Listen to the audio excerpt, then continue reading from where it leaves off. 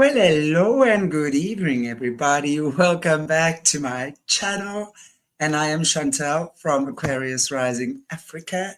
I'm very, very happy to have you all with me again this evening. And it looks like we have a bit of a lag on the internet. The internet has been a bit dodgy lately.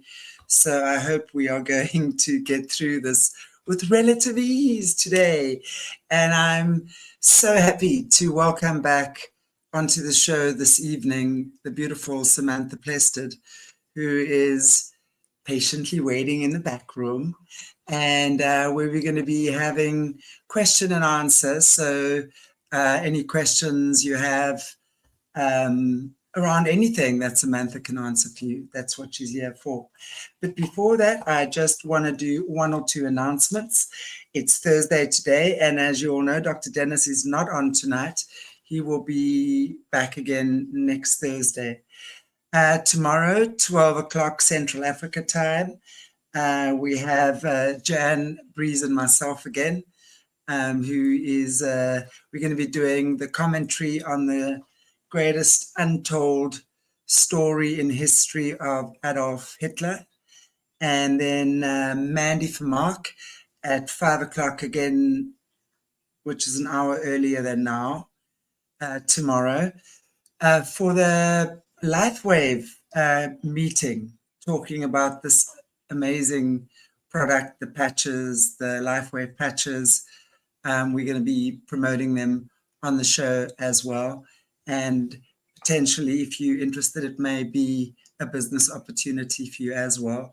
But more than anything, it's about just sharing the information and the knowledge on this amazing product. We can't do it live. It has to be done in a closed forum because of protocol that LifeWave has. So the link for the Zoom meeting tomorrow will be on all the platforms. So please check Aquarius Rising Africa on Telegram, check it on Hangout with Shanti, on our Facebook platforms, as well as on the community channel for YouTube. So yes, without any further ado, let's bring on the beautiful Samantha Plested. Good evening, South Africa. How are you all? No, wow. Thanks for having me, Chantelle. Wonderful. Thank you for having me. Thank you. It's always such a pleasure. I mean, you're such an awesome person. I love hanging out with you, and I love our chats. And we have had, we've had plenty of off-air conversations and spent hours talking and giggling. It's lots of fun. And you know, for that reason, if that's the only reason, I want to introduce Samantha to our viewers and have you kind of chat to her and ask her questions, is because she really is so cool. For those of you who missed my previous interview with Samantha, I'm actually going to repost it in the comments section. So catch it there. Definitely be posting the link in the comments section. So if you haven't seen our previous show, which was amazing, where Samantha talks to us about her journey, being born a boy, and then having her unfortunate experiences with abuse and molestation, living her life as a gay man, and then transitioning to life as a beautiful woman. Do you like being a girl? Is it nice being a girl? I love it. It's hard work, but it's but I love it. I mean, I am at home. I'm at peace, and with that becomes it's liberating. It's liberating when you've gone through this transition. It's for the right reasons. Then it's liberating. It's totally freeing, and I feel like I'm living the life that I should have lived. But saying that, I had to go through all the hard knocks to get the thick skin to be ready. Because I don't think if I'd maybe transitioned when I was 25, I don't think I would have made it. I probably wouldn't be here sitting talking to you now. That's why do you say that? Because why do you say that? Because I think it's not an easy ride. It's not normal. It's not an easy ride. And I think the youth of today are being fed a lie. and their life is not going to transpire how they expect it to, because it all comes down to having certain surgeries, isn't it? Because if you got certain children on puberty blockers, then how are they going to go through puberty? And they need to go through puberty to have a certain operation if you're going from male to female. And if you don't have that, then your surgery options are going to be limited, which will end up with those children that didn't go through puberty having extra complications and extra surgeries on top. And I'll give you a prime case of that. It's called I Am Jazz on TLC. It started years ago. Now Jazz is now saying that she's incredibly happy, but I don't believe her. I don't believe she's happy at all. This is all my humble opinion, but I Am Jazz, and you can look it up. It was on TLC, and she's now older. Her mother started to transition her and I'll say her out of respect, as a child. Now, to me, that was a very early sign of someone trans housing a child. Right. Absolutely. Which I'm sure you are aware of. What I can hear you, yeah. Yes. Sorry. Yeah. So I'm sure you know what trans housing is. Trans housing. Maybe you want to explain that to the viewers, though. There might be quite a few of us. You're going to have to explain to us a lot of your terminologies and things, because I think it's really important that we also understand, like, and I'm not talking about they, thee, them, he, she, cat, whatever. You know, I'm talking about the processes and the correct terminology that is actually used for transitioning. I know there's a difference between being transgender, transsexual. So trans housing, explain that to us, please. Trans housing, I think it goes back to Munchausen syndrome, doesn't it? And Munchausen by proxy, where you're Munchausen by proxy is where I believe it's you're hurting somebody else to get attention. So you can apply the same. You can apply the same to having a little boy and wanting to have a little girl. Well, now you can, can't you? So even if that little boy has no choice, that mother can force trans down that child's throat now, with no harm, no fail, do what she wants. The child has no choice. And this is about choice. This isn't about something being forced on a child. No child is trans. I'll say it all day long. Right. I agree. It's not real. It's not real. Children are a product of their environment and what they are exposed to.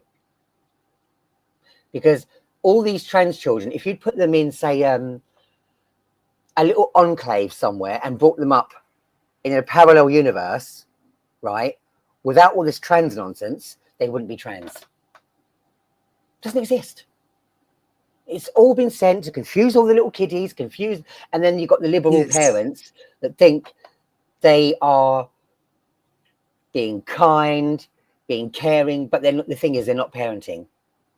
Because if you were parenting and you actually loved your child, you would not socially transition them. You wouldn't do it. Right. You would not do it. Because why would you want to make your child that you profess to love, why would you want to make their whole childhood trans? Why would you want to do that? And possibly alienate your child, right? I think it's such a brainwash. I mean, it really is part of this whole woke takeover, in my opinion, where there's definitely a deliberate, thank you, Joanne, I'm just going to pop this up here. There's a deliberate attempt to confuse youngsters. Parents of these children being born in this day and age have already been confused. They've already been, unfortunately, from what I can see in many instances, their minds have already been warped. I mean, some of the things you see out there and people are saying about this, it's frightening. And these are the people, of course, that are influencing the youngsters. And of course, these are the people having babies or adopting babies, right? And making this the norm for the babies.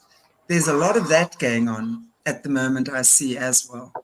And that is completely, yeah, it's challenging. It's challenging to raise a child in this day and age, that's for sure. I'd be petrified. I mean, what is it? I don't know if I mentioned previously, or maybe I've mentioned to somebody else, but in North America, I believe was it New York State? I think they were asking on the birth certificates if the child was non-binary or trans. Wow. That's when you should be concerned. This bullshit has got to stop. Seriously. And that's one thing I know Trump has, and I'm not sure how those laws are playing themselves out in America now. Maybe some of the American viewers can pop in the comments and share. But I know when he got in, one of the first things he did was put a stop to this kids and their trans operations and this sexualizing kids. Yeah, he stopped affirming care. He stopped gender affirming care for children. Right. That is a brilliant, brilliant, brilliant move. And I'm wondering how that's also going to affect the rest of the world. You know, it really is. Well, I think there'll probably be a knock-on effect. There has to be, because we're children at the moment in the UK are safe because we don't give them puberty blockers. So our kids are safe at the moment, but it doesn't take away the fact that they are still exposed to this, because we've got it on the perspective, on the what do they call it, the curriculum. They've got LGBTQIA being taught to 4 to 11-year-olds. That needs to stop. All of that needs to stop. Children don't need to be exposed to it. And this is I fully agree with you that. Right. This is why I'm doing all this, because it's all about the children, nothing else. I don't care. But even, I don't think anyone's immune. I mean, you can be, say, for example, you could be a 30-year-old person with ADHD, autism, and you could get in with the wrong crowd. And then you might end up transitioning as a vulnerable adult. Now, as a vulnerable adult, that adult is still somebody's child, right? That adult is still somebody's child. Now, where does the parent of that older child, still a child, but an adult, but they're still someone's child, right? Where does that person go? Right. Where do they go? There's nowhere for them to turn. There's no, because they're too old. They're out the loop. They're out the net. So there's a lot of, this isn't just about children. This is also about vulnerable adults, because they're out there. It's happening. Wow. And I say this because I spoke to somebody recently, and I was educated by this very kind person. And it was heartbreaking to hear their story. And it opened my eyes to how wide the gap is between the youth and being vulnerable and still being indoctrinated into this belief that you can become a woman. Because we know it's impossible. You can't become a woman. We can walk through life as best we can as a woman, but we'll never be such. And sadly, that hurts a few people. It hurts their little hurty feelings that they aren't recognized as a woman. But listen, if you're going about your day-to-day and you're not affected by anything, why is anybody worried? You know? Exactly. I think it's, you know, it definitely is such a precarious time in terms of that, because it's nice to see that in the UK, for example, the kids aren't allowed puberty blockers. And I think, you know, from what we chatted about in our first show, you are one of the people that has gone through the entire process of counseling, of going through each step, making sure this is what you want. And it's taken you years to get there.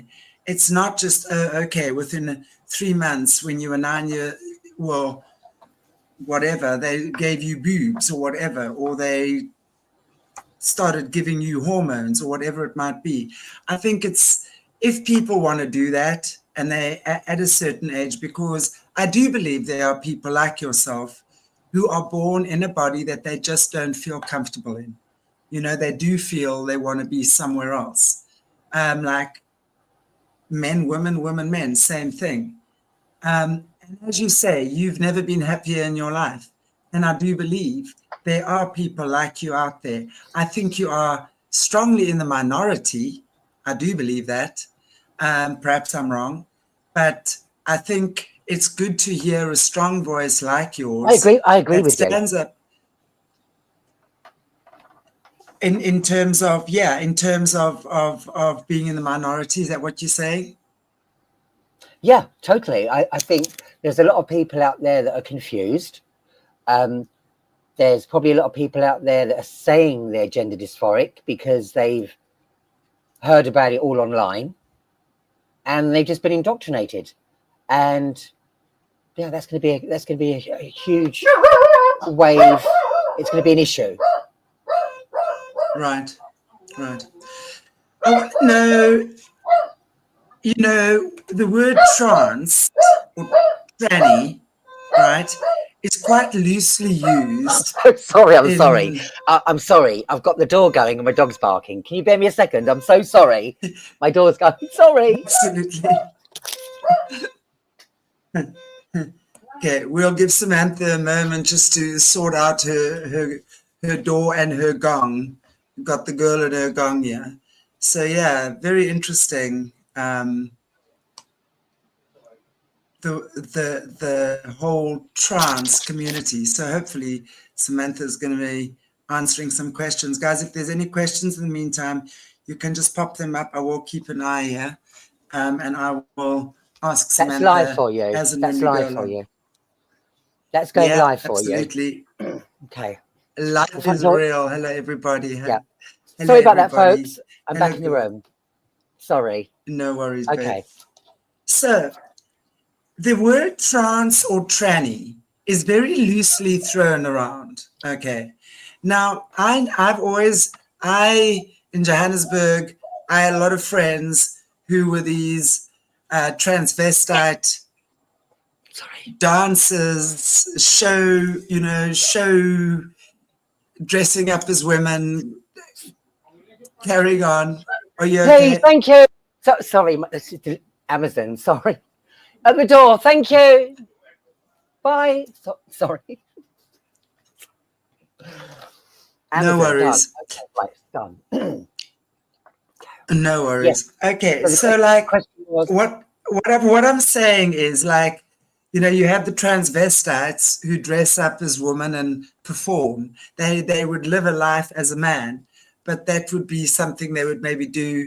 Because I had a couple of friends like that. I had the best fun. They had the best makeup ever. I mean, 10 times more makeup than what I would ever imagine buying for myself. But every time I needed makeup, there it was. You know what I'm saying? So, but that for me was more fun.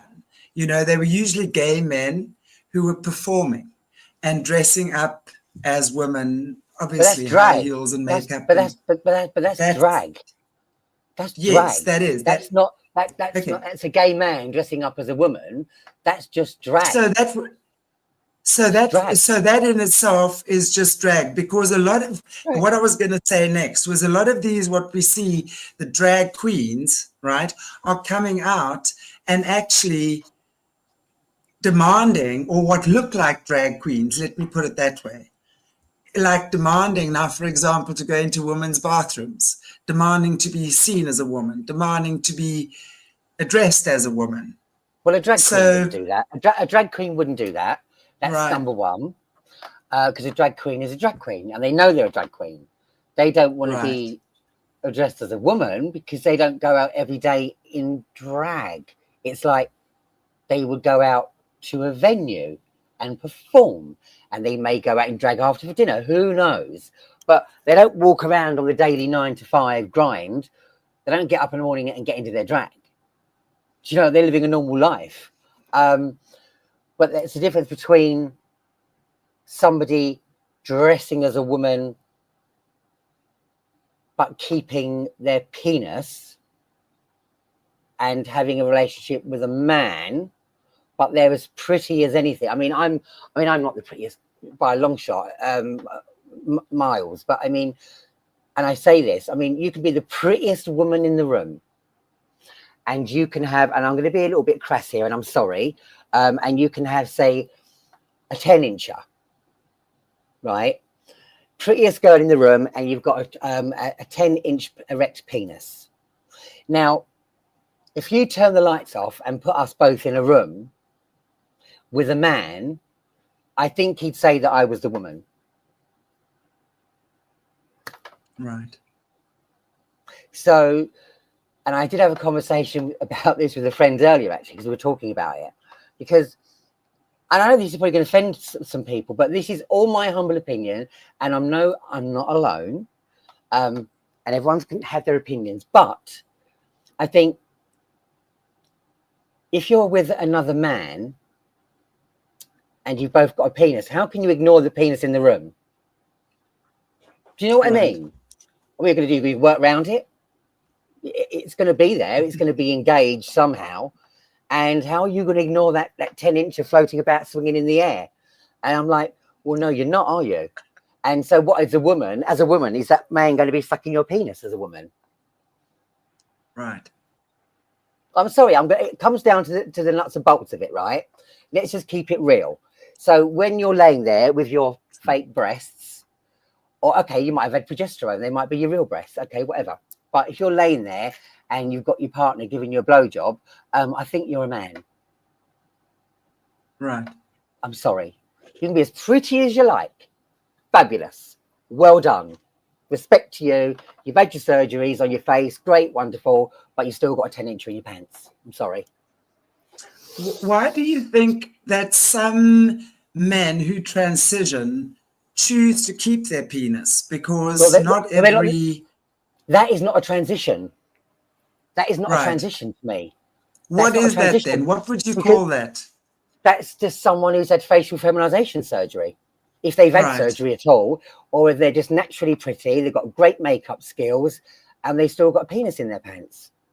I don't care what you say to me. You cannot take it out of the room. There's a room there with 2 dicks in it. I'm sorry. So they might have had breast surgery. They might have had facial. I mean, I take, for example, someone like Blair White, who looks more feminine than most women look. Of course. I mean, yeah. But she's very open about the fact that she's not had her penis removed. Well, so Blair to me is not transsexual. Blair is Blair, and I have utmost respect for Blair because Blair doesn't say she's something that she's not. And in that, I will give Blair utter respect because Blair doesn't run around with, I'm going to say her because I respect Blair, and also she's done a lot of work and some good work. And so I will give kudos and credit where it's due. Yeah, I lost my tangent there. Sorry. Yeah, but Blair doesn't. We were just talking about Blair. Yeah, no worry. Yeah. Blair doesn't say she's something that she's not, and as I said, in itself, I respect. Yeah, but she's not transsexual. Right. And it actually makes a lot of sense what you're saying because again, if for those of us who listened to your previous interview, you actually really struck a chord, I think, in all of us women, especially who are listening, when you actually shared with us the first time you actually sat down on the loo to take a pee as a woman. I mean, for a woman, that's normal. Like, we don't even think about that. You were doing that since birth, right? But I think Right. that was, and just that surgery in itself, I think is what makes it, you either, yes, I am a woman and I choose the whole route of being a woman, because I can't imagine that is very comfortable surgery to begin with, right? And it's learning to be a woman in a whole nother way as well.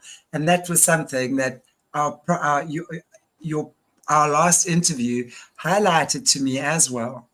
It's not just removing your penis. It's about learning how to use, I mean, guys, no kids in the room, right? We're talking graphic here, but it's learning how to use your vagina, basically. Well, I mean, even use it. I mean, I don't even. I mean, what does use mean? I mean, I go Well, to the toilet. have one. Well, yeah. I Have mean, one. I go to the toilet. And it's not even today. It's never lost on me, Shanti. It's not. Every time I have a wee and I hear that little tinkle, I'm like, it just. That's what I call it, a tinkle. Even my mum used to call it. She used to call it a tinkle. Even when I hear that little sound, and I'm like, and when my friend said to me, I said before, when my friend said to me, "Oh, are you having a wee? You sound just like me, man." And I was like, that was the biggest compliment that I could ever receive. And he didn't even realize he'd given it to me. You know, it was a moment. And even now, I appreciate him saying that, even though we don't talk anymore. But it was very kind of him. But I think that absolutely. And I think that, but you see, again, for me, that just highlights it's not just about having breasts and facial surgery and looking like a beautiful girl, right? Or woman. Actually, having the next step is huge. It's very, very radical. And that for me is something that says, absolutely, this person really does choose to be a woman. While I hear what you're saying with that Blair or someone like who hasn't had full transition is not transsexual. What would you call that, though? Because I know in Thailand, there's a whole genre of what we call the lady boys, right? And they are very well known in Thailand. And I'm not sure why, but there's a high percentage of lady boys that are born like that in Thailand, which means they have their penis, they have their breasts, but they have male internal organs. And sometimes they'll like do breasts surgery, but generally their faces are very feminine. So they like the feminine face. They will either enhance their breasts or they are naturally born, but they have male genitals. So interesting, because they have a lot of straight men as clients, which is very interesting. When you have conversations with the lady boys, and I've had many with them in Thailand, their main clientele are straight men. But that's super interesting to me. It is interesting. I mean, but how is that? But it makes me question, how is that man straight? Because he's obviously, we see with our eyes. We like when we eat with our eyes. Colourful food, we eat with our eyes. We see, and so you're looking at someone, you think, oh, she's pretty, and she looks like a woman. But when you get down to it, he's not. Unless, but have some of those lady boys actually had surgery downstairs, or do they elect to keep their penises? I'm not sure about that, but I know a lot of them do. And it's like, as I say, like straight, obviously. But I think, again, it comes to the whole sexual experience, because for them, it's all about the sexual experience of being a lady boy. Okay, so if you're a lady boy and you have Okay, we're going to get a little bit down to it here. So if you are a lady boy,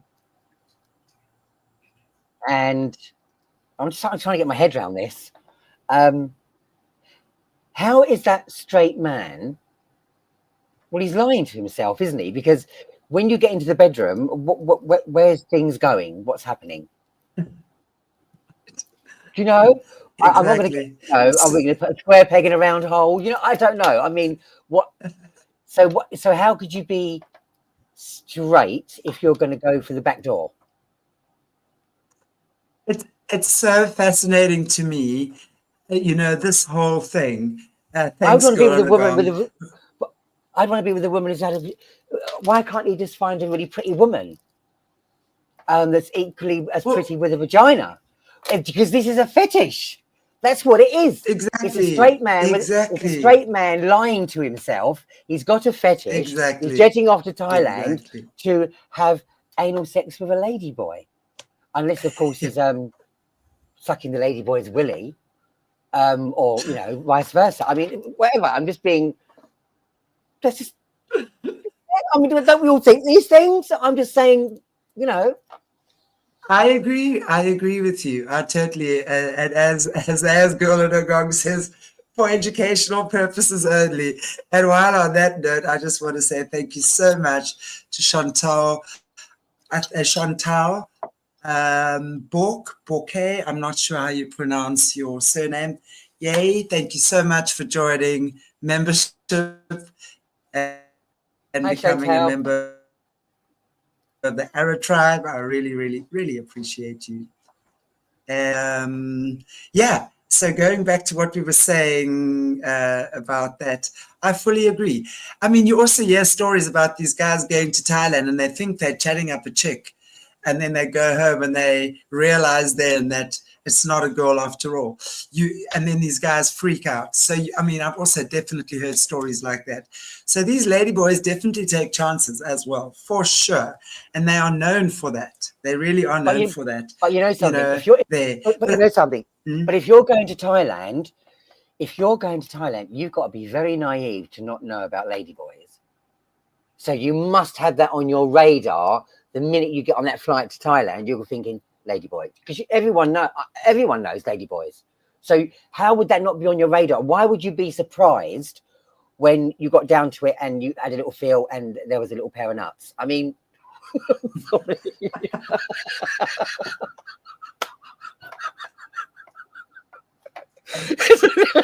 There's a couple of Maltesers down there.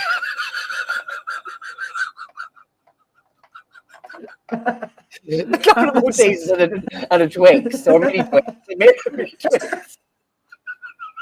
A Twix finger. Sorry.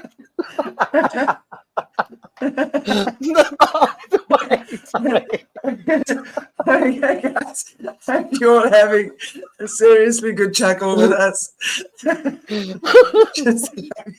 Anyway, so back to the Maltesers. I mean, so obviously there's something going on. These men are clearly gay and they have a fetish, or there's something else going on, but they're just lying to themselves. That's the bottom line. Yeah. They're lying to everybody. And I question anybody. If you're jetting off to Thailand solo, I've got questions. How was your 3 weeks? All right. Oh, yeah, I had a great time. I bet you did. Yeah, of course you did. Got a nice time.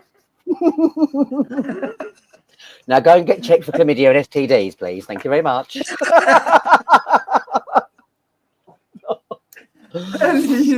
Oh my goodness. Oh, funny. But it's so true. I mean, it's so true. It really is. Okay. Right. So we can a transsexual would be considered either a man or a woman that has done a complete swap, right, of everything. So you've done the bottom bits, you've done the top bits, you've done all the nitty gritties that make you either have a square jawline. But you know something? Saying that for a second, it makes you think.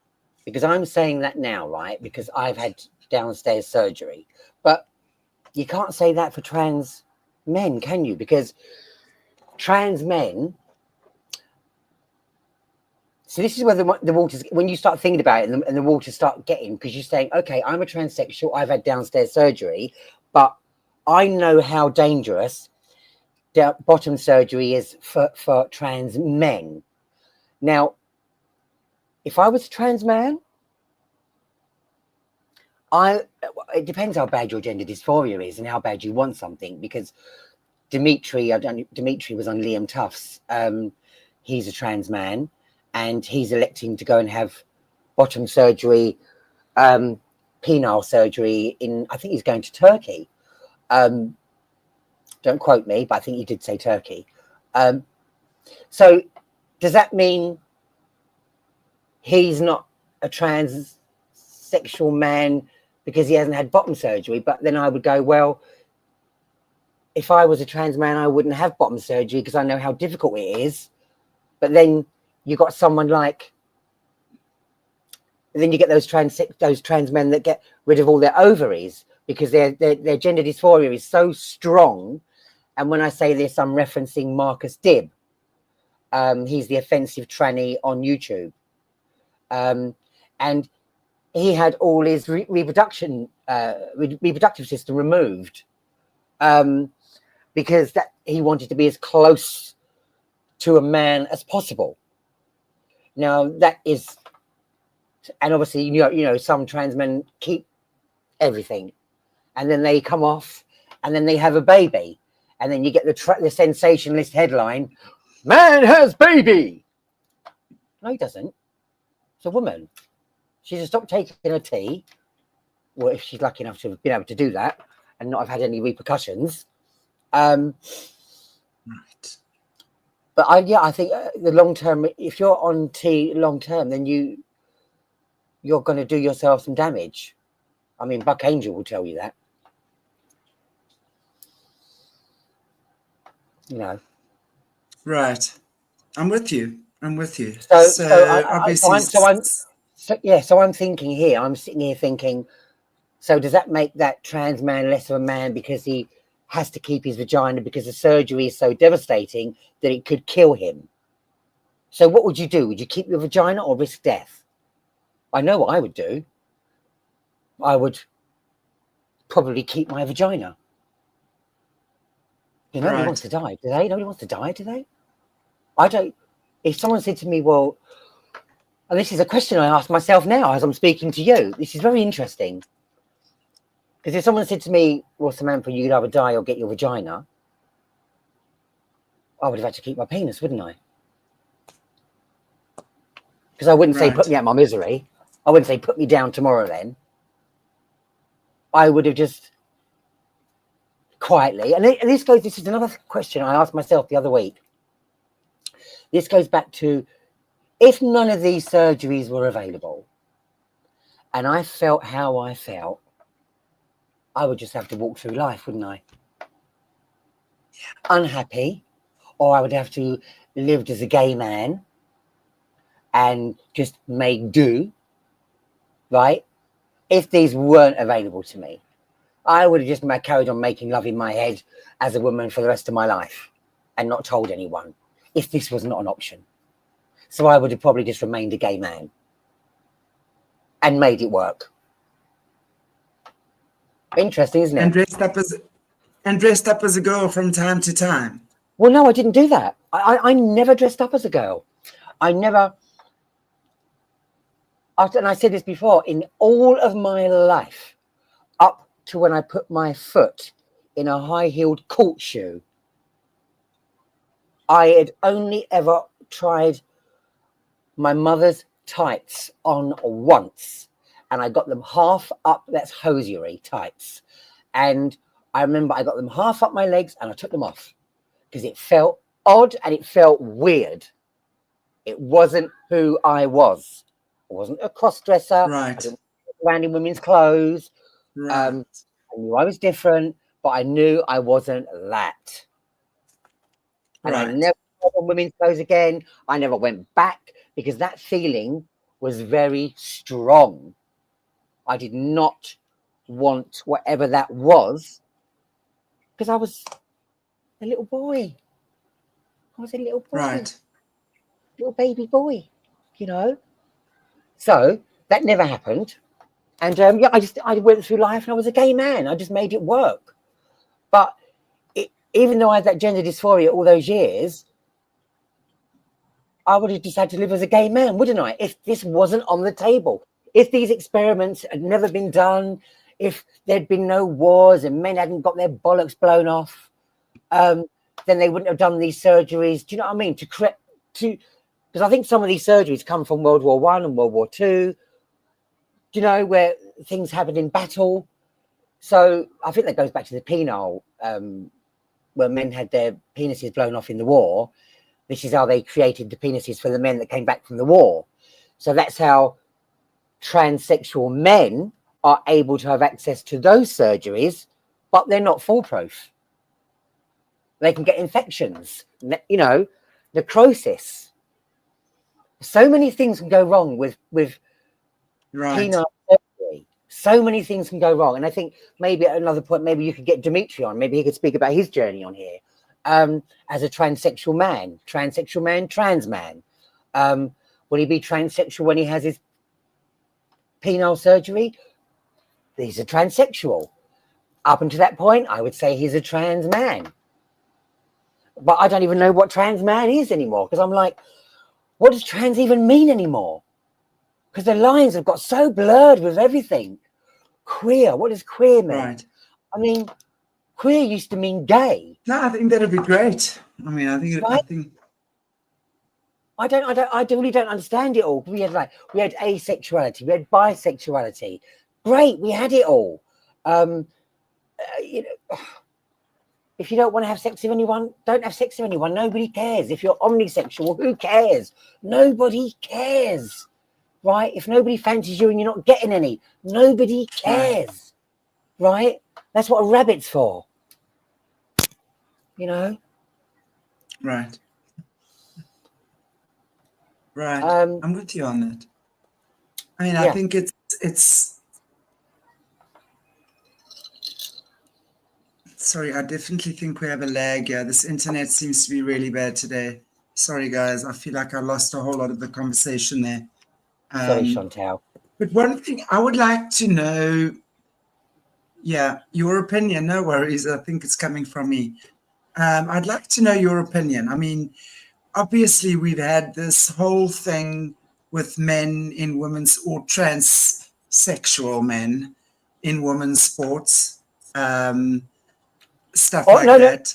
Or trans men, because we don't even know if they've still got. Well, Leah Thompson, the swimmer, still had a penis, so he wasn't transsexual. He's just a trans man. Whatever. He's just a. He was waving his willy about in the women's changing room, offending them. Yeah. So what is exactly. This argument is so stupid. The fact that we're still talking about men in women's sports, and I don't care whether you got a D, had a D, right? You should not be in women's sports.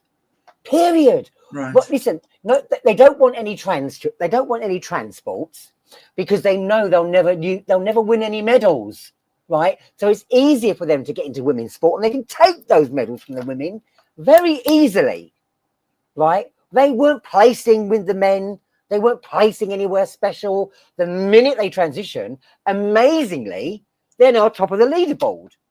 Now, if that doesn't tell you that a man has an advantage over a woman, as clear as day, even when your boxing reached from Morocco, right? She was like, even like half his elbow was out before he reached her, right? With his long reach, bam, knocking that woman out in the boxing, taking her hermit. You know, she had to relinquish because she couldn't take another punch. Oh, I can't take another one of them. That'll break me. Right? Because she's being hit by a fella. Right? I mean, what planet is that okay? You know, across the board. I mean, actually, no, we're lucky now because in America, I think Leah Thompson's just lost all her medals. his medals. Sorry, his medals. Yeah, his medals. Mm. It's like, and if you talk about a fully transitioned man to woman, let's say someone like yourself now, who's done everything and would like to swim in a competition. I wouldn't do What it. about someone? Wouldn't do it. I have no right as a man to enter any women's sport. Even for a prime example, the other day, my neighbour, who is a woman, asked me if I could help her move some pots in the garden. Now, I picked up that pot in a heartbeat and she couldn't pick it up. Right. Well, she was struggling because I have muscle that is a man's, that has memory. Muscle has memory, right? All these little sinews here, they all have memory, okay? So you're not going to lose that when you transition. So that me picking up that plant pot is a primary reason why I do not enter women's sport. Simple. I'm wondering though, so what do you think as a transsexual woman? What is your opinion on this whole sports debacle? Should there be a section just for trans women or trans men or whatever in that way, where I don't think there'd be many women or trans men who want to go and run around on the rugby field playing professional rugby because they kind of know they're more than likely going to get their heads crushed in, right? So I don't think there'll be many transsexual men who want to go and partake in biological men's sports. That to me doesn't make sense. I mean, unless it's just for fun or something, right? But when we're looking the other way around, obviously men are more advantaged, or biological men are more advantaged. But does that now put a transsexual person completely out of competitive sports? Because I understand what you're saying, and I agree, and I think there's a lot to be said about that. But, Okay. and I also understand that a trans. Okay, so I'm going to interject. Okay, let's give a prime example. Bruce Jenner, right? Bruce Jenner was dedicated. He was a sportsman. He went in. He participated as a man in his sport, and then later on he transitioned. Now, if you're a sports person and you want to remain in sports and you love sports that much, stay a man, up your game and win, then transition, because nobody else should suffer for your choices that you made, right? You made that choice to transition, not those women that are competing against you. No. That's simple, isn't it? That's simple. If you want to do sport that badly, stay in the men's and improve your game and then win a few medals. And if you're not that good, get out and maybe start crocheting or do something else. You know? Crochet. Find anything, table tennis, playing cards, backgammon, because maybe sport isn't for you. If you're not that good in the men's, you have no right being in the women's. Let me ask you a question. How many men in the top 10 of the leaderboard in men's sports transition? No, I don't think any. Of course, right? I don't think because any. Because they're all placing down here. They're all placing right down the ranks. And the minute they go into women's, they're up top of the leaderboard. It's very simple to me. No men in women's sports, XY chromosomes out. It's not even open for debate. Get out and give them their medals back. Done, finished. Nobby. Simple. I think we should try get some guys to join crochet as well. Nobby. Oh, sorry. Is that women's? Oh, sorry. Are they taking that as well? Oh no. Oh no. Damn. We'll have a WI riddled with them. The WI riddled. I think, I mean, it's a topic worth discussing, because I agree that there are men, of course, and I fully agree with you, but I still think that there has to be a way that accommodates people that have transitioned. I do. If that is the case, And I don't say it's with women. I don't say it's with women's sport. I don't agree with that. Perhaps, I mean, I'm a tall, strong, athletic woman. I'm 1.75 meter tall, and I've probably got a taller, stronger frame than the average woman. And in many ways, when it comes to certain sports, I would be advantaged. But you're a woman. And I would That's be just maybe that's just genetics. Yes, but you could be picked for the Right. water volleyball team or the volleyball team or basketball, but that's just genetics, because all of those tall men, they go into basketball, don't they? And they reign supreme and earn billions of dollars with their endorsements. So same goes for women, right? If it's just genetics and you're lucky enough to be born that tall and you are top of the leaderboard at high jump and long jump, fantastic, right? Fantastic, right? Sport could be for you. Or maybe not. You could be just a tall woman walking through life. But you've got more options with sport, possibly. Yeah. But you're a woman. And they can't take your medals away from you. Say if you was a woman with like size 13 feet and you're a swimmer, but you are a woman. And that is your thing. You're swimming and you're beating those women that are shorter than you. That's just genetics. Because you're a woman. Because you now have flipper feet. That's just your God-given advantage. Right, exactly. So like the swimmers like Michael Phelps, he had like size 14 feet. I mean, well, making my eyes water thinking about it. Hi Michael, hit me up. So yeah. Yes. Oh my goodness. Okay, here's a random question for you. Samantha, do you still have the same friends that you had before you transitioned? Interesting question. No. It's funny you asked that question, because years ago when I lived as a gay man, my life was all about the scene. And then, not by design, this wasn't by design, just over the years, I've just shifted. I'm going to say I've cut the wheat from the chaff, to turn a phrase. And I've kept those that are important in my life, that love me and respect me. And everyone else I kind of got rid of. I cleaned house. And then last year on my birthday, I was up on my balcony and I looked down at all my friends in the garden and my family and my neighbours. And it was really odd. And I looked around and I went, that's funny, there's not one gay person here. Not by design, but there was just not one gay person amongst them. And I thought, how my life has done a 180, not by design. I love I love the gay scene. I've got, I know I've got acquaintances like gay lesbians. I wouldn't say they were friends, but yeah. And I've got one good friend who's a lesbian. I forgot about her.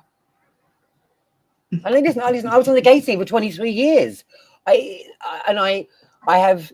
had such a great time and I've got such great memories.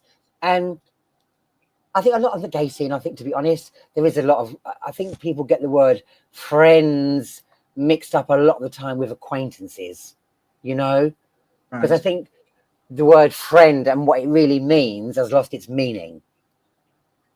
And I've learned that on my journey. I know what a real friend is now. And cutting the wheat from the chaff and going through this transition showed me who they were. Who was there for me, who wasn't. And I'm not going to lie, I'm making it sound really blasé, but it was painful. It's painful to lose people that you thought were friends. When you, I mean, you were on the gay scene, in the gay scene for 23 years. And I would imagine you must have, as you said, built up quite a friendship circle, acquaintance circle. How many of those gay men supported you through your transition and thought and kind of said, wow, you go, or whatever? Was it something that they've supported for you? Oh, I can Or tell you. No, I can tell you one. There was one chap called Gary Bint. I think he changed his name to Gary McFly. He was a really good friend of mine. But we had a little telephone altercation, and he sent me a message. I think it was on WhatsApp or something. And his parting words to me were, "You will always be a man to me." And I never replied to him. And I thought, you can have that as your parting shot. But yeah, he was someone that I missed. I was really hurt by that, and he was someone that I really liked, and I would have invested in our friendship further. But if someone shows you who they are, believe them. not ready to see, not, I mean, ready. I mean, it's like interesting because he obviously wasn't ready for the metamorphosis. I don't really care what he was ready for. You know, Yeah. what's he running away from? Changing his surname. Sorry, Gary. Well, I agree, Elena. I agree. Okay, Oh, so thank you, Elena. Thank you. another thing, I mean, you mentioned to me earlier on that you sometimes speak to people who have children who are trans or battling with this woke mentality right now. What would you say to parents who are going through, and I'm going to ask you this from two angles. What would you say to parents who are battling with their children being affected by this woke mentality right now, and that are, as I said, being affected and maybe feeling the pressure to change their gender at the ripe old age of 12 or 14?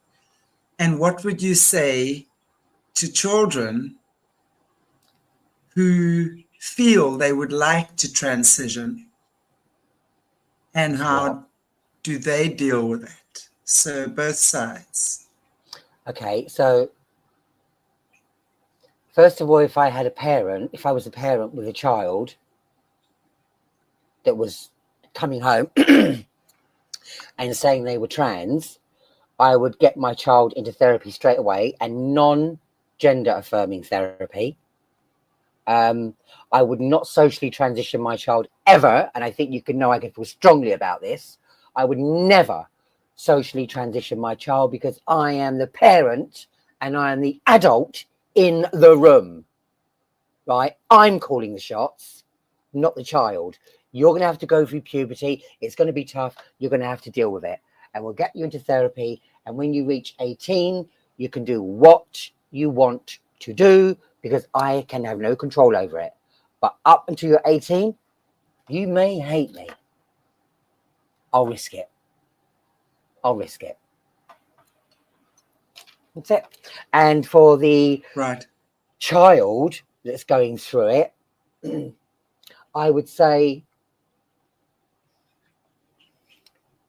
don't rush anything.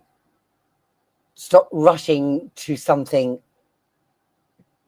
that is going to cause you a lot of possible heartache and end up being something that you wished you'd never entertained, because of maybe your friendship group, maybe you're alone and you're in your room and your parents are downstairs and you're on TikTok up in your room doom scrolling on your phone, and you've got all these people on TikTok and they start affirming you.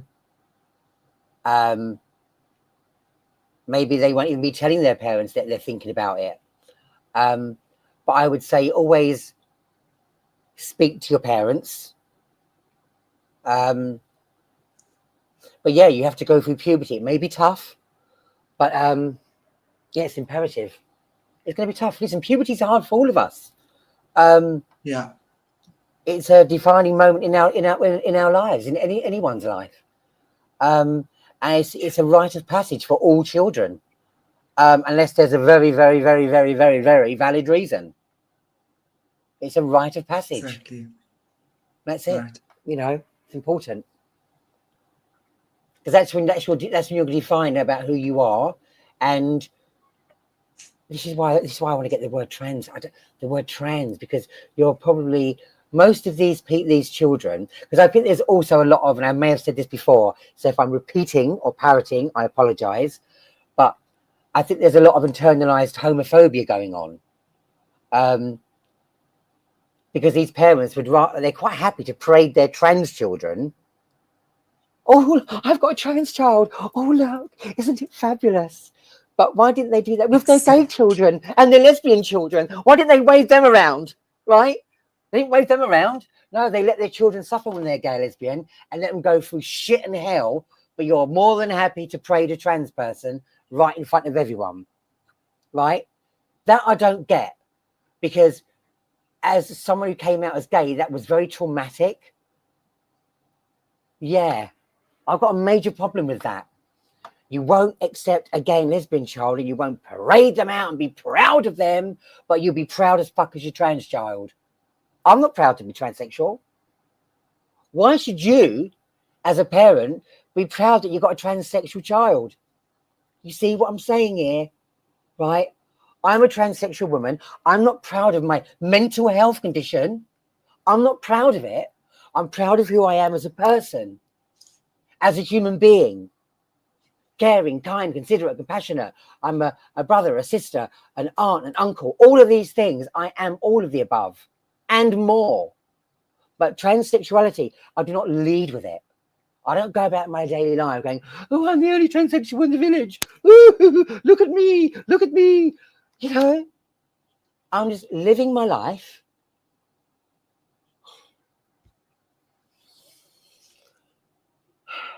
Do you know, I get upset because I just think about the kids' lives that are going to be destroyed, and they're going to end up picking up the crumbs of a life that they could have had.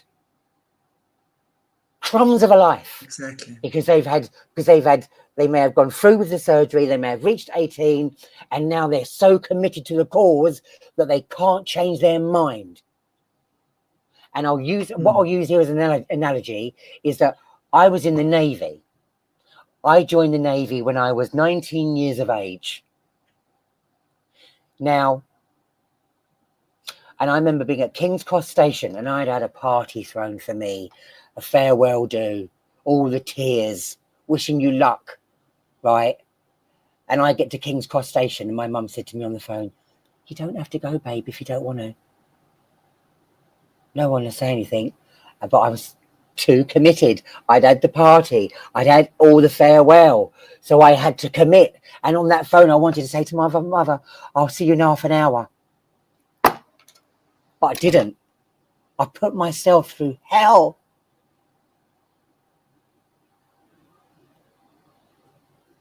So I apply that to someone who's so committed to being trans that they think, okay, I'm committed now. I have to stay on this path. And they could have just said, no, this is not the train for me. So I put myself through Navy for 4 weeks in the night, and it was murderous. And I wish I'd never gone. And I thought, why am I here? Why did when I heard all the sub stories about if I don't make it here, this is my last chance. I've got to do something. And I sat there, and they were shining their shoes, having these conversations, and I'm thinking, I left a great life, a great family, great friends. Why am I doing this? You know? So I apply that logic to those people that are committed to the cause of trans. That's how I apply that. And I think you can apply, even when you look at like Trans Joy, who's the actor, Elliot Page was Ellen Page. Do you know Ellen Page? the actress. Who's that? She was in a film years ago called Juno. I think she played a pregnant teen, I think. Okay. And yeah, she was quite big in Hollywood, and then she transitioned and became Elliot. And Right. if you want to see real trans joy, or a prime example of what it's not, go and see that interview with Elliot Page and Oprah Winfrey. And there you will see, well, I didn't see any trans joy. I got to tell you, I actually turned the interview off because it pained me to sit there and see pain still. I didn't see no trans joy in that interview. The only joy that I saw was Oprah getting a scoop. She was beaming from ear to ear like a Cheshire cat. Cat that got the cream. Yeah, Ellen Page. Yeah, that's it. Thank you, the girl and a gong. Yeah. Wow. So yeah, I didn't see a lot of trans joy there with Elliot. And I think we're going to see that going forward, because I think even in the UK, I think we're now ramping up with like trans men. It's like they all want to join a club. Or are these girls running away from boys and the male gaze? Do you know what I mean? There's so much to unpack, because you've got all these girls that are at school and everyone's on OnlyFans, right? So these girls, right, and I see they've even opened up an OnlyFans channel, like where they're talking to the OnlyFans producers, like, you know, these women. Oh, how's OnlyFans changed your life? And you've got a woman sitting there that's probably had everything out online. And she's saying, oh, you know, no, I'm independent, you know, and I can buy my car and I've got money. But you've just given away your hoo-ha online. And you've got kids. Right?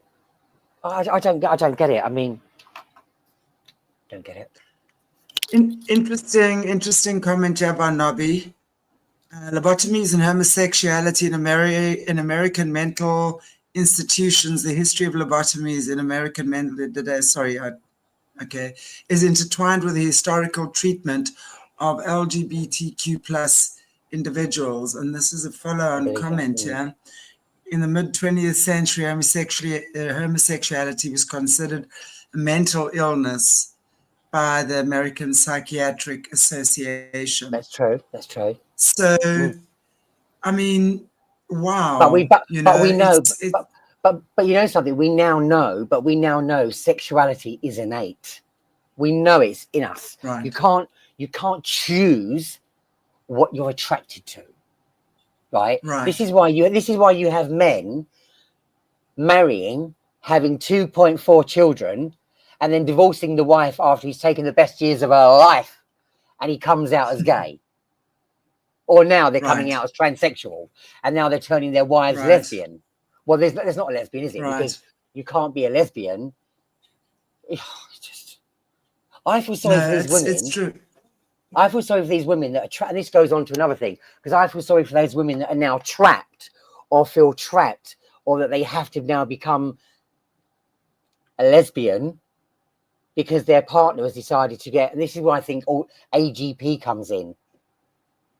With those men that have and not all of them, I'm not saying all of them, this isn't a sweeping statement, but I think there's a very large chunk of AGPs, autogynephilia, within that space. Because once you've been married to a woman for that long and you want to transition to be a woman, I've got questions about that. And I even know some women in those situations, when they're with their partners, they actually ask them not to have the bottom surgery because they would rather them keep their penis. This is fact. I've heard this from sisters that have gone through it. Their partners have actually asked them to keep their penis. When they said no, the relationship has ended. And that's even another conversation I had. I went shopping earlier and I went to get measured up for a bra. And the lady in the shop, who I know, was telling me about exactly what I just told you there, but with somebody else. Their partner wanted them to keep their penis, so they kept it. So, and I said, well, that's not going to work for very long because you'll probably please that person for a while. But how are you going to be complete if you're doing something for somebody else? So, Yeah. Yeah, you're doing it to please another. And, it's this constant searching, to me, it doesn't matter what shape or size or form being lost or confused takes. There are many people who feel lost in the world and they act out differently. This to me is just another way of people who are constantly searching for themselves. It's this constant search for approval, constant search for love.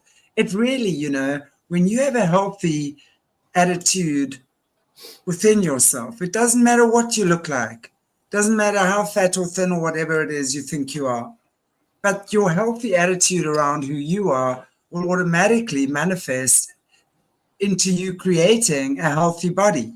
And when you have a healthy body and a strong mind, I mean, you don't give a crap that you've got skew teeth or whatever, I'm just saying, it's like those things are secondary.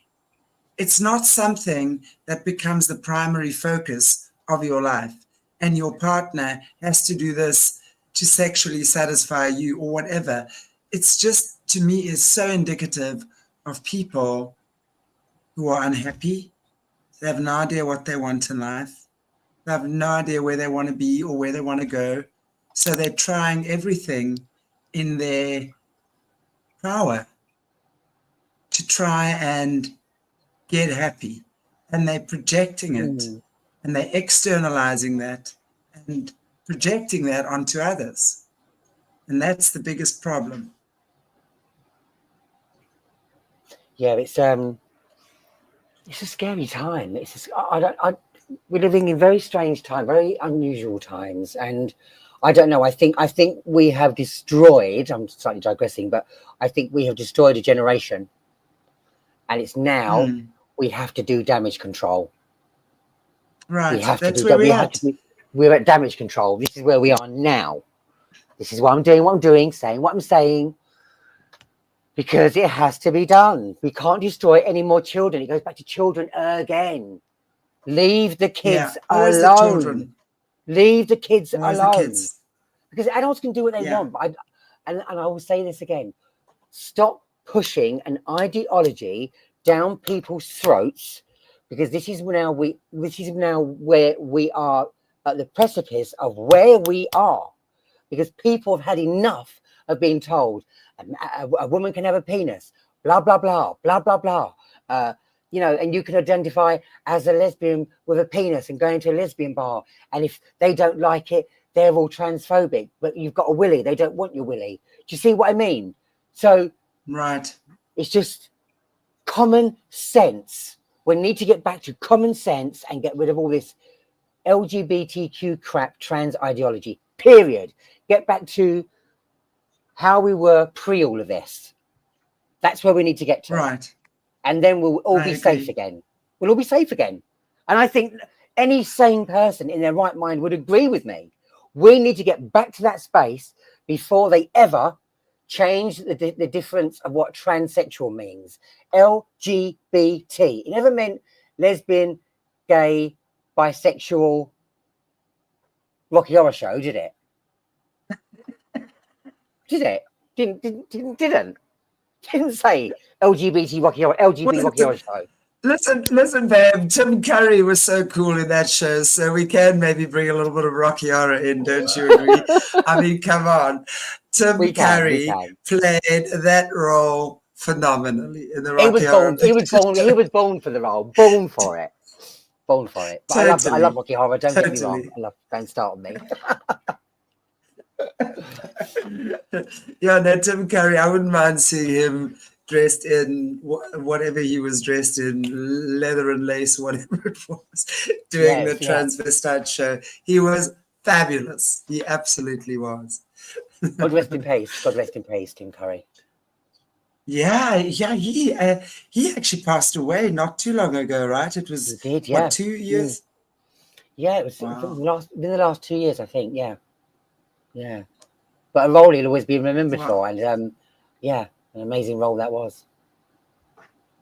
I think we should have a movie day here on Ara, and we'll play. In fact, I think we should maybe do that sometimes on weekends. Do movie weekends and have movies like the Rocky Horror Picture Show. Yeah, You maybe can we comment should. on that for us.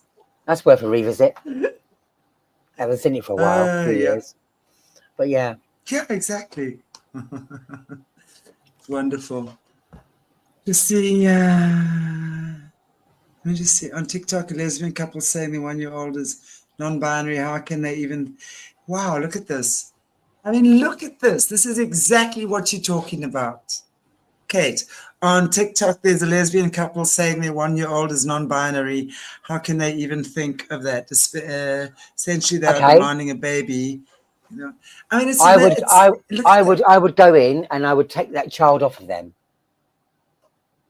in a heartbeat. Child is gone. Child is gone. You're gonna have therapy, and that child's not coming back to you. You've had therapy. I don't give a shit. That's dangerous. You're dangerous. Or because they're saying, oh, I'm not assigning my child's gender at birth, male or female, because they're going down that rabbit hole again, right? No. If you see a little pee and you see a little flower, right, or a little petal, that's a boy and a girl. That's how it is. It's not going to change, right? Stop fucking about with us. Sorry, I didn't Right. mean to swear, but I'm sorry. Not doing it. Not doing it, right? Non-binary. Oh, well, you can choose your religion. Okay, you grow up. You know, my mum said, I'm not going to push Catholicism on you. You just choose your own religion. So now we can just like, okay, I'll go to school and I'll be like I'll be genderless until I'm 12 when I decide what gender I am. It's so pathetic. It's pathetic, Yeah. and it angers me, right? Social services should be involved, and that child should get gone or go to a family that wants and doesn't want to give it any affirming care or wants to talk about or got trans wallpaper or rainbows and unicorns everywhere. Because I can tell you now, Shanti, right? And I said this to a friend of mine, actually, the lady in the bra shop. I won't say her name in case she sees this. Oh, God, it just annoys me. I get so annoyed. My brain goes 100 miles an hour. No, it's all Sorry, good. I mean, sorry, it's Shanti. it's so true. No, it's fine. It's fine. It's absolutely take a breath. It just Really no it issue. Yeah. disgusts me. It disgusts me that someone can be saying their child is non-binary at 1 year of age. It goes back to I Am Jazz saying that her little boy, because he played with a doll when he was 4, he wants to be a girl. Snap out of it, Right. right? Snap out of it. I want to slap I these women. agree. I want to grab them and shake them and say, "What are you doing? What are you The doing?" sad part is this woke community is as brainwashed. That's exactly why they are doing what they're doing. They've gone through their 3 decades of brainwashing or whatever it is, 2 to 3 decades, right? So this is unfortunately the result. And I think it's so true what you're saying. What we're doing here is damage control. And especially when it's regarding the children, there's so much damage that's already been done to the kids. But as long as they are certainly, but in as much as what there are idiots out there, there are so many amazing people out there too. Let's never forget that. And we will focus on those who are That here is that is to true. create change in the world. That is true, but you know Yeah. something. One little child being harmed is one too many. No, I agree with you. It's horrific.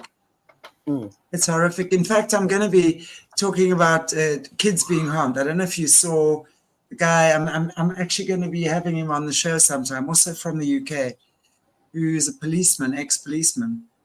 I don't know if he's ex actually. I think he must be if he's doing an interview. Yeah, But was actually dealing with these child abusers, and he was dealing and had to deal with these guys and watch hundreds of videos of them abusing kids. I I mean, could can not you do that. imagine what that does to I your could not. head? I could not do that. Yeah. I could not do that. It takes a certain sort of person to be able to do that, and they must have a lot of therapy. They must have a lot of therapy. That's really, I think, just evil. I mean, you just get you get those who need therapy, and you definitely get those who are just evil. They are absolutely beyond. I really do think for most people, there comes a point where they've done so much, it's a point of no return. When you've spent your life sacrificing people and children and animals and hurting kids, and that's all, I don't know how someone comes back from that. But what we can do is absolutely stop more from going over the edge. Yeah. I just find it very Samantha. It's kids always get me. It's kind of like I can talk about the adults all day long, but when we talk about children being harmed, it's like it's not only living, but this is so hard. It's just like I just want to let people know this is not easy. Doing this is not easy, and this is not something that I ever would have thought I would ever see myself doing, Shanti.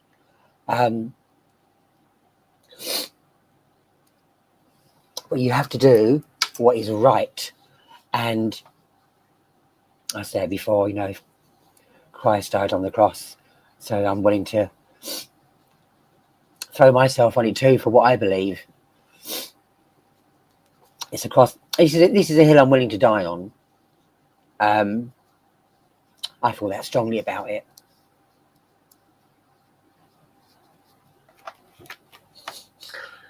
And we so appreciate you being here. No, there's nothing to apologize for. I think we're well aware that, going through these interviews, shows, talking about these things is never easy as well. But I appreciate you very, very much. And I say thank you so, so much for joining us again today. Thank you, Shanti. I appreciate it. We will definitely, and I so appreciate you and everything you're doing.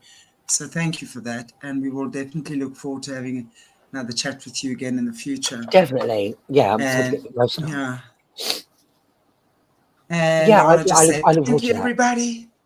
Thank you, everybody, so much. And I'll see you all soon. And Shanti, thank you for being a great host. And I look forward to speaking to you on the phone soon. Indeed. Thank you, Tammy. There's lots of gratitude.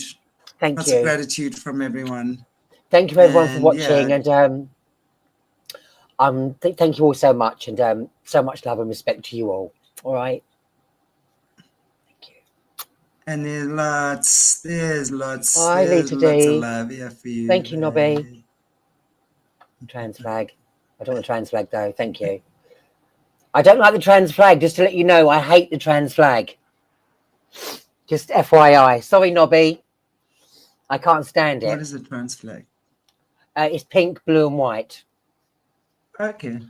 I'm actually going to be burning mine on my X account over the weekend. I'll be burning my I'll be burning my transgender flag, and I'll be burning my LGBTQ flag, because I think it's just a part of what I'm going to say. The LGB needs to separate from the T. I'm sorry, I'm going to be divisive. It's time they separated, because it's a mess. And that could be my parting shot. And we love your parting shot, babe. You do it with such grace, and we like it like that. Thank you, darling. And you just hang on the other side of this call. We're going to talk. Thank you, darling. Bye, guys. Thank you so much. Bye. Bye, all. Such a great pleasure. And I just want to say thank you, everybody. I really, really, you guys rock. I got to tell you, I always say I'm the hostess with the mostess. Everything I am. I so appreciate the support you guys give our amazing guests on this channel. And just being here, hearing their stories, and just being a blessing is really what it's all about. So really appreciate you. God bless you all. And I will see you tomorrow at 12 o'clock noon Central Africa time on Rumble with Bye, guys. Joanne. And then I will see you again tomorrow afternoon at 5 o'clock on the Zoom call with Mandy for Mark. Please find the link on all our platforms and come and join us to hear about LifeWave and what that amazing technology is about. Take care, everybody. Samantha, I love you madly. Mwah. Love See you you too, my very darling. soon. Bye, Back on darling. the show. Bye. And take care, everybody. Really appreciate Bye. you all. Bye. Bye. Bye. Thanks, Don't be Shanti. good. Bye. Don't be good. Don't be good. Bye. Don't be good. Bye.